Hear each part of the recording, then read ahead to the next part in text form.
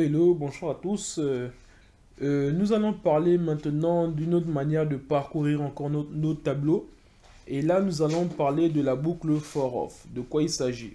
J'ai pas voulu faire la boucle do while parce que bon, le principe il est le même, donc pas grand chose de différent avec while. Donc je vais m'attaquer directement à la boucle for off. C'est une boucle qui est très peu utilisée, mais que les gens ne savent peut-être pas. Mais c'est une boucle qui est existante. Donc ici, on met toujours for comme ça. Et qu'est-ce qu'on fait ici? Ici, je vais mettre, on va parcourir le premier tableau, donc le tableau de nombres. Qu'est-ce que je vais faire ici? J'appelle ça juste ici, ou bien je vais lire nombre comme ça. Nombre. Je mets ça en français pour vous sachiez, en fait, c'est vous qui décidez le truc de la première valeur. Number of are 1. Regardez maintenant quelque chose de plus beau. Là, maintenant, on est monté d'un cran en termes de propriété de code. Donc ici, qu'est-ce qu'on va faire? On fait juste console.log de nombre. Vous allez voir un peu de quoi il s'agit. Regardez juste ce qui se passe. Ok. On va aller voir. Pardon, juste un point virgule. Non. Point virgule là. Ok. Vous voyez ici, il a retourné comme on avait depuis le début. On va dire tous nos nombres. Mais qu'est-ce qui s'est passé? En fait, la boucle for off, qu'est-ce qui se passe? Le nombre là représente chacun des éléments de notre tableau. Et en fait, ici, c'est notre tableau. Donc, il dit pour chacun des éléments de ce tableau-là, en fait, il veut dire quoi quand il parle de chacun des éléments? Vous voyez ici, c'est un tableau de nombres. Donc, il dit chaque nombre, en fait, ici, nombre comme ça, représente juste chacun des, on va dire, chacun des nombres de notre tableau. Si je veux parcourir, par exemple, le deuxième tableau, il suffit de mettre ici, par exemple, là. Je vais mettre là 2. Et ensuite, au lieu de mettre nombre comme ça, je vais mettre quoi? Je vais mettre ici nom. OK?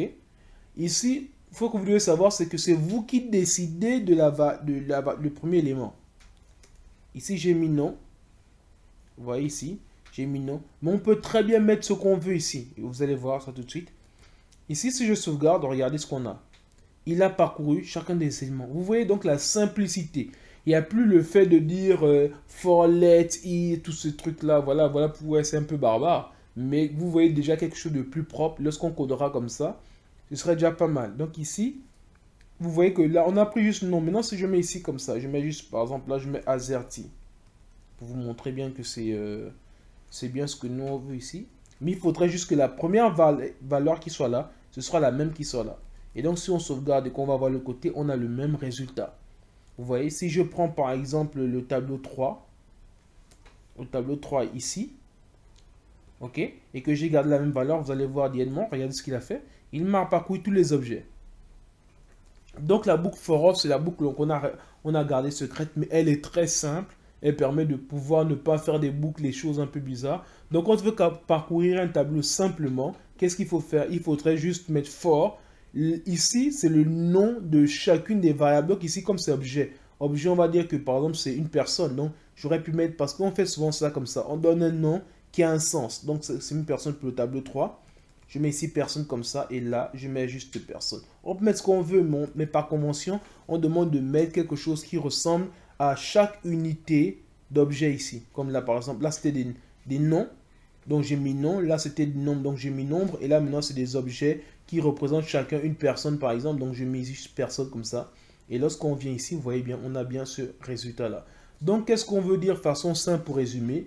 La boucle for off va nous permettre de parcourir. Premier élément représente chaque unité d'éléments d'un tableau. Et le deuxième élément représente juste le tableau. Donc voilà, nous sommes arrivés au terme de notre vidéo et je vous donne rendez-vous à la vidéo prochaine où nous allons parler maintenant de la boucle for each. Merci.